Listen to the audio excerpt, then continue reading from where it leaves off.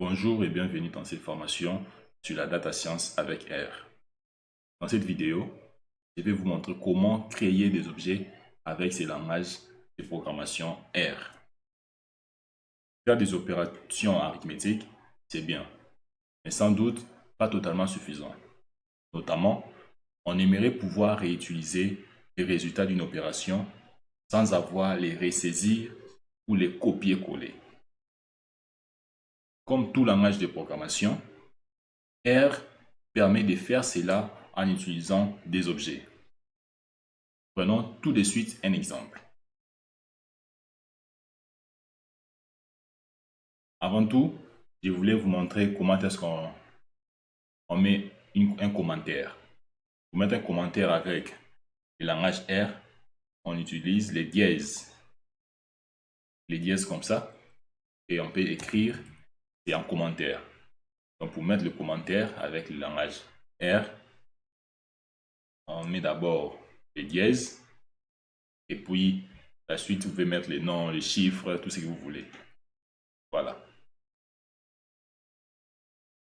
X.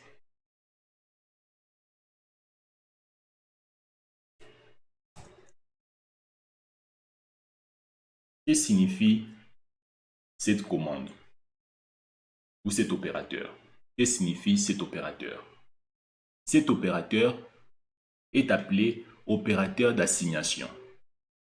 Cet opérateur est appelé, je l'écris ici, opérateur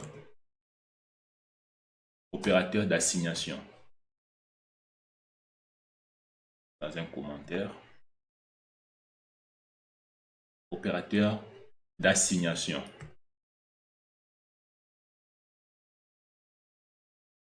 Il prend une valeur quelconque à droite et les place dans l'objet indiqué à gauche. C'est ça l'utilité de cet opérateur.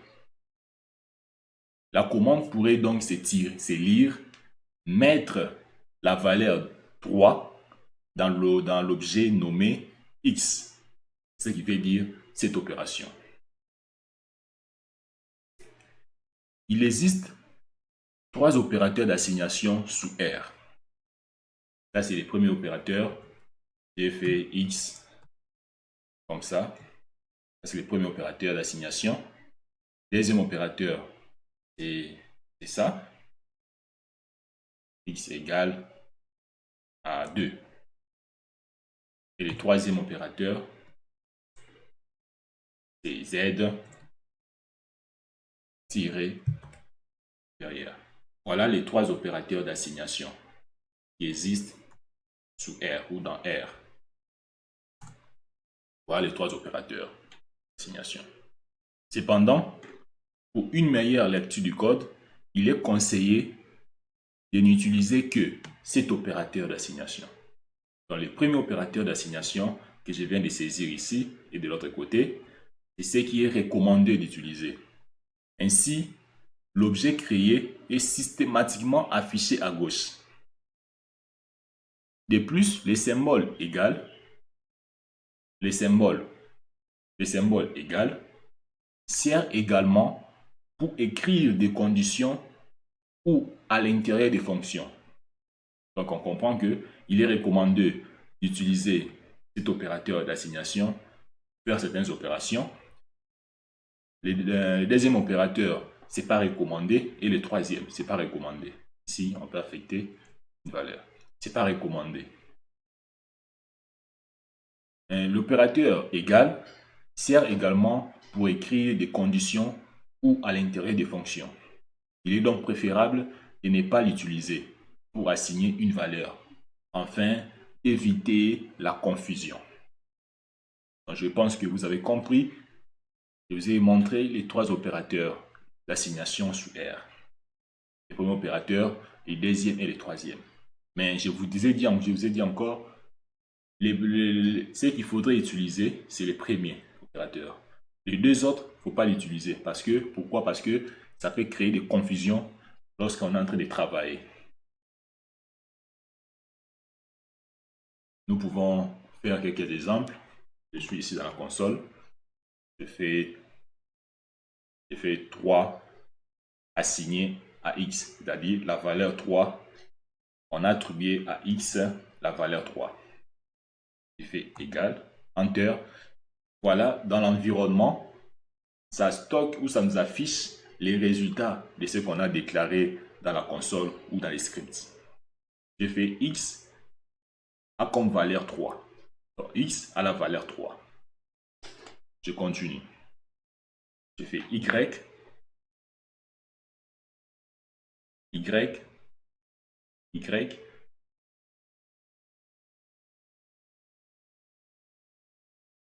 j'ai la signe de l'assignation x, y assigné à 5, à 4. Voilà. Je fais z.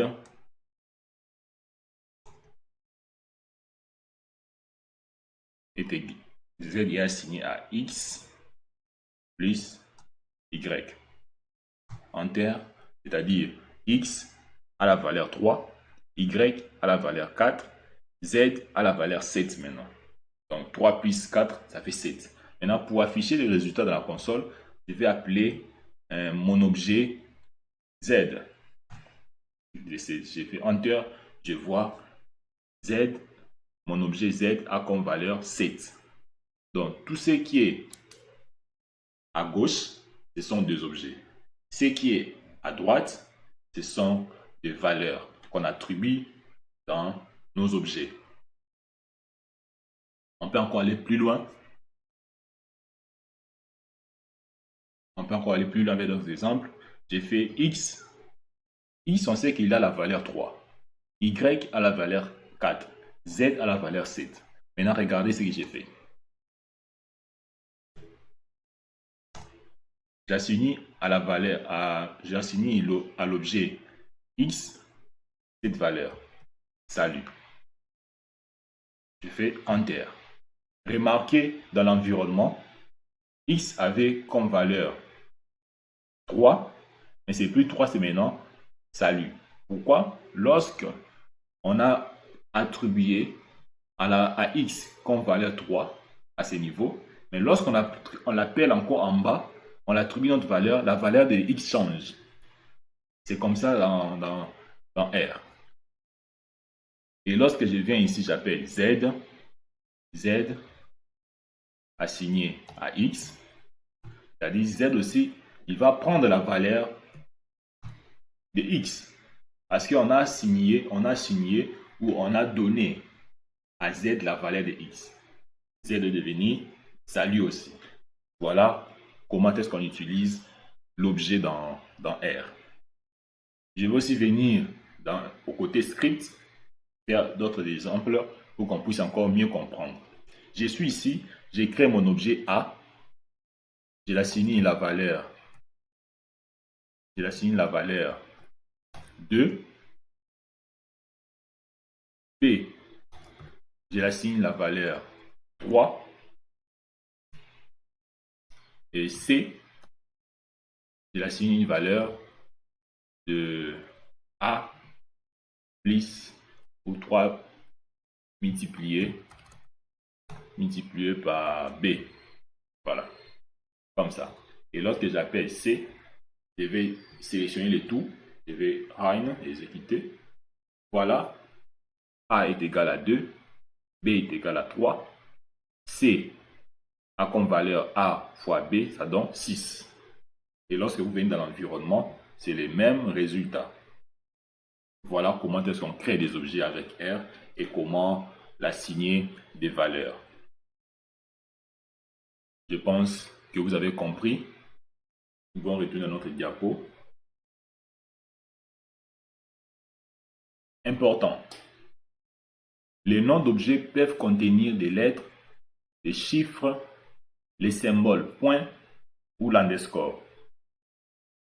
Ils doivent impérativement commencer par une lettre, jamais un chiffre. Donc il faudrait retenir, lorsque vous créez des objets, il ne faut jamais que vos objets commencent par un chiffre. Ça va afficher une erreur, ça ne va pas marcher. R fait la différence avec les majuscules et les minuscules. ce qui signifie X minuscule et X majuscule sont deux objets différents. Il faut très bien maîtriser ça, très bien comprendre. Le langage R, il est sensible à la casse. Lorsque nous assignons, lorsque nous créons un objet, on l'a créé en minuscule, ça doit rester en minuscule lorsqu'on fait l'appel. Lorsque vous l'écrivez en minuscule, vous l'appelez en majuscule, ça ne va pas reconnaître ça.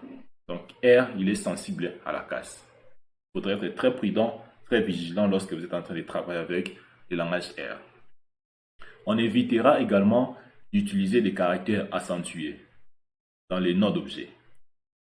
Donc il faudrait éviter également d'utiliser les caractères accentués. Donc, avec les accents, il faudrait éviter. Comme les espaces, il faudrait éviter. Il y a des espaces dans la création des objets. Comme les espaces ne sont pas autorisés, on pourra les remplacer par un point ou par un tiré bas.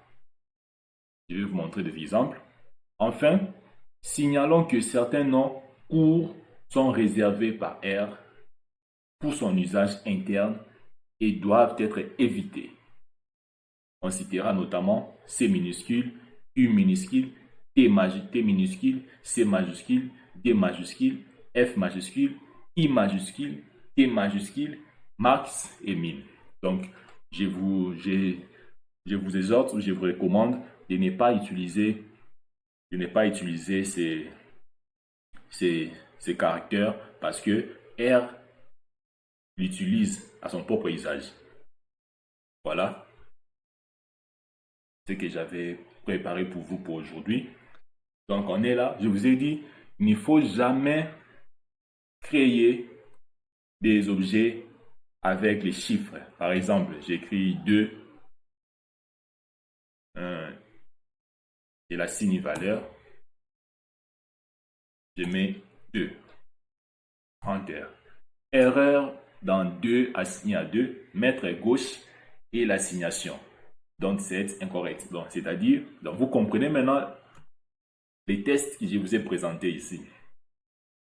Il faudrait jamais éviter également d'utiliser les caractères accentués dans les noms d'objets.